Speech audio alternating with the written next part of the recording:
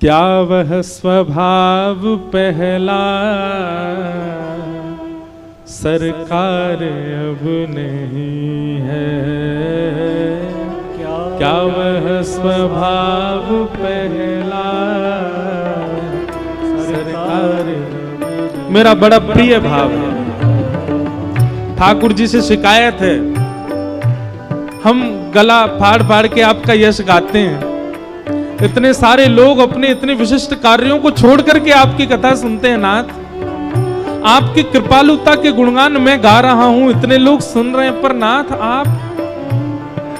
आपका स्वभाव कहीं बदल तो नहीं गया। भैया देखो, ठाकुर जी अभी भी कृपालु हैं, अभी भी स्वभाव अच्छा ही है, पर कभी कभी ठाकुर जी से नेक लड़ाई कर ले करो, ठाकुर जी को नेक थोड़ा चढ़ करके नेक थोड़ी तेज आवाज में बोल दे करो, बोले लाल जी आप बदल गए हो, अब पहले जैसे नहीं हो आप। हमारे वृंदावन के श्री बिंदु जी महाराज का बहुत अच्छा भाव है।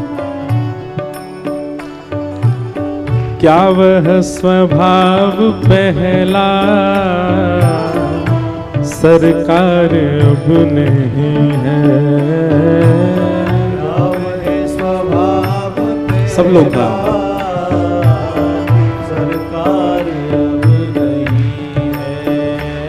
हम दीनों के वास्ते क्या दरबार अब नहीं है, दीनों के वास्ते क्या दरबार अब नहीं। सुन करके सब गाओ। क्या वह स्वभाव पहला सरकार अब नहीं है, क्या वह स्वभाव पहला सरकार अब नहीं है। तो हम दीनों के वास्ते क्या दरबार अब नहीं है, दीनों के वास्ते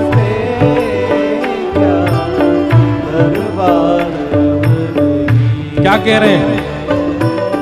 या तो दयालु मेरी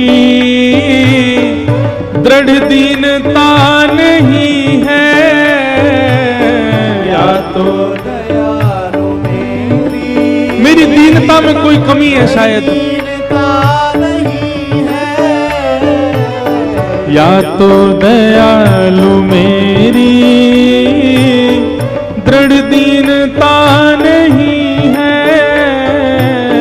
या तो दयालु मेरी दृढ़ दीनता नहीं पर है। बिंदु जी कह रहे नहीं नहीं, मैं मेरी दीनता में खूब दृढ़ता है, तो फिर क्या बात है? या दीनों की तुम्हें ही दरकार अब नहीं है, या दीनों की तुम्हें ही दरकार गाओ।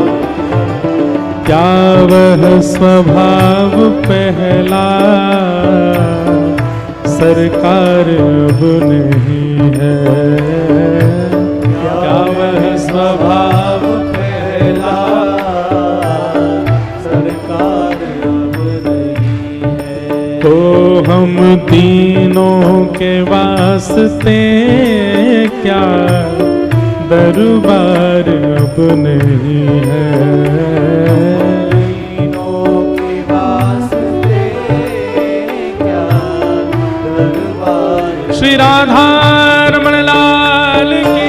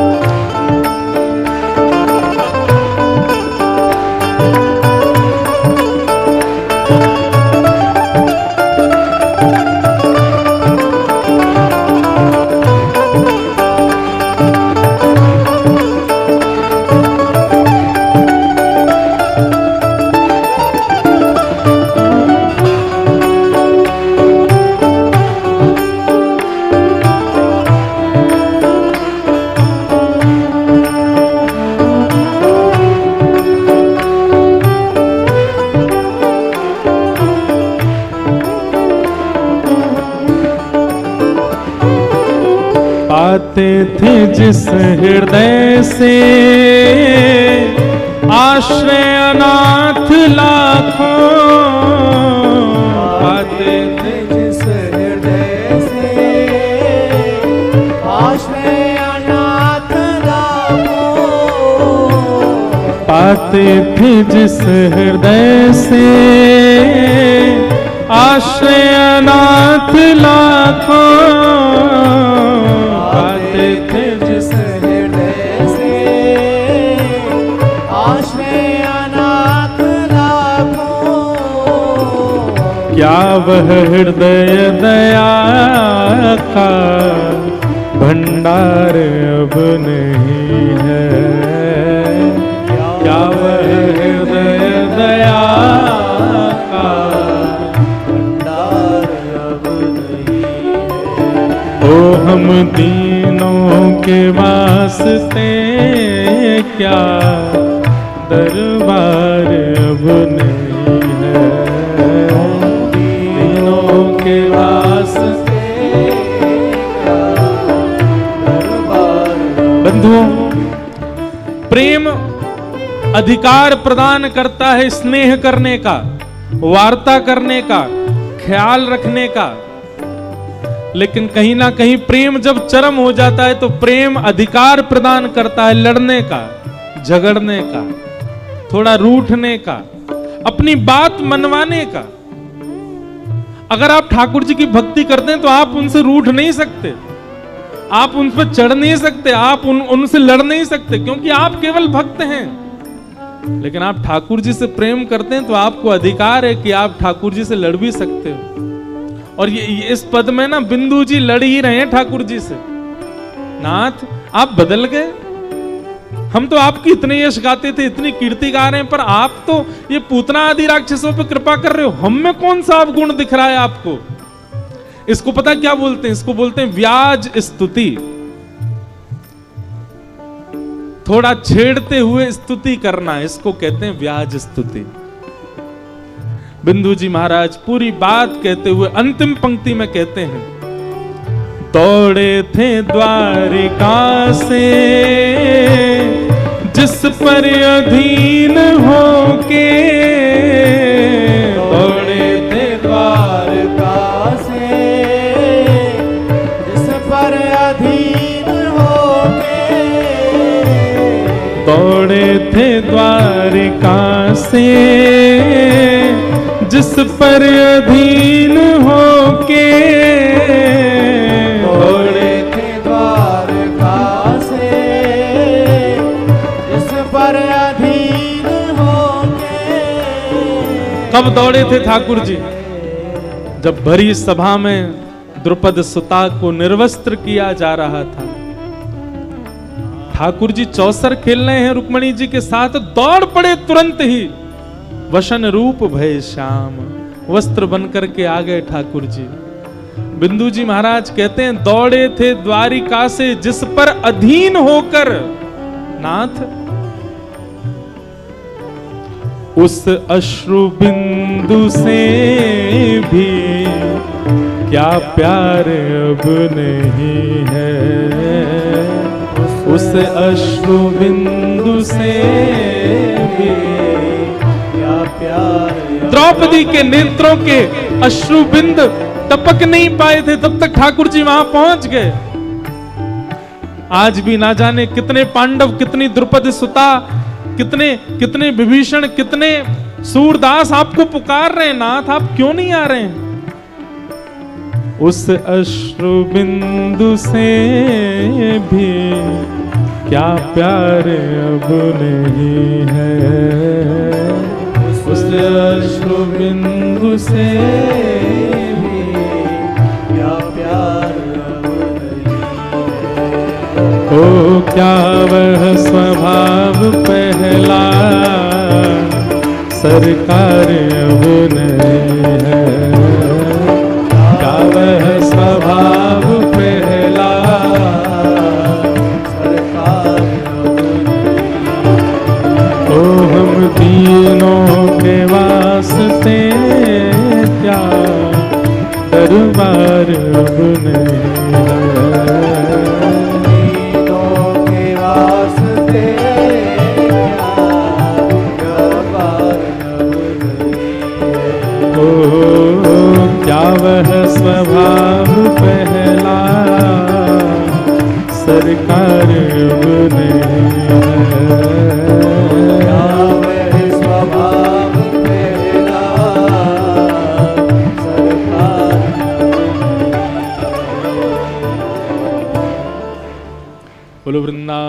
बिहारी लाल की जय।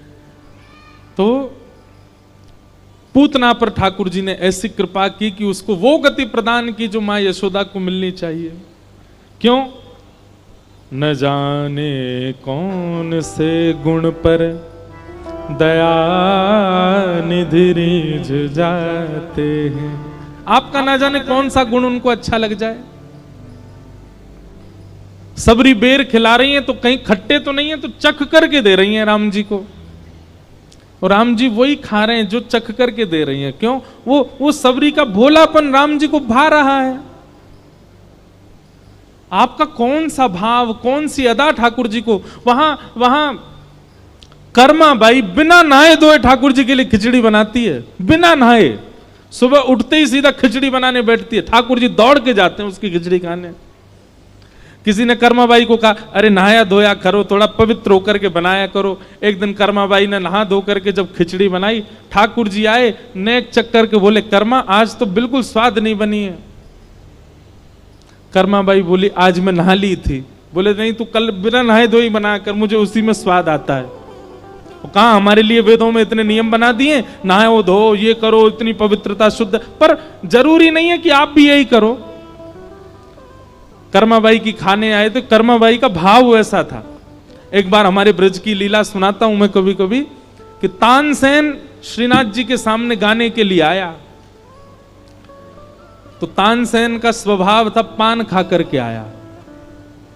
तो जैसे ही श्रीनाथ जी के आगे गाने लगा, तो गुसाई विठलनाथ जी सेवा में थे ठाकुर जी की। तो गुसाई जी ने जाके कहा, ए तानसेन सुनो, ठाकुर जी के सामने गाना ये कोई रजवाड़ा नहीं है, ये कोई समाज नहीं है, तुम यहाँ पे पान खा के गा रहे हो। ठाकुर जी के सामने गाना मतलब सेवा ही होती है, मुख शुद्ध करके गाओ, कुल्ला करके आओ, जाओ।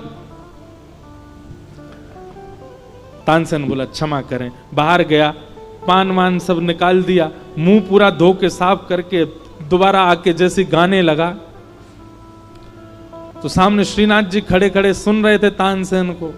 और गुसाई जी का स्वभाव था, जब कोई सेवा करता था ना गायन की, नृत्य की, तो गुसाई जी ठाकुर जी को ही देखते थे। खड़े खड़े श्रीनाथ जी झोंके लेने लगे, नींद आ रही ठाकुर जी को। तो गुसाई जी दौड़ करके गए, जय जय, कहा भयो, आपको इतनी नींद काहे को आ रही है? ठाकुर जी बोले, या के गायन में मेरो बिल्कुल मन ना लग रहा, कहा गा रहो जी, या तो यूं को जल्दी जावे यहाँ ते आयो काओ, तब तो बढ़िया गा रहो, अब तो जन कहा गा रहो है। गुसाई जी ने जाके कही, बोले तानसेन तुम्हारा गायन ठाकुर जी को बढ़िया नहीं लग रहा। तानसेन बोला, मैं जब आया था तब तो मैं पान खा रहा था, अब तो मैं कुल्ला करके आया हूं।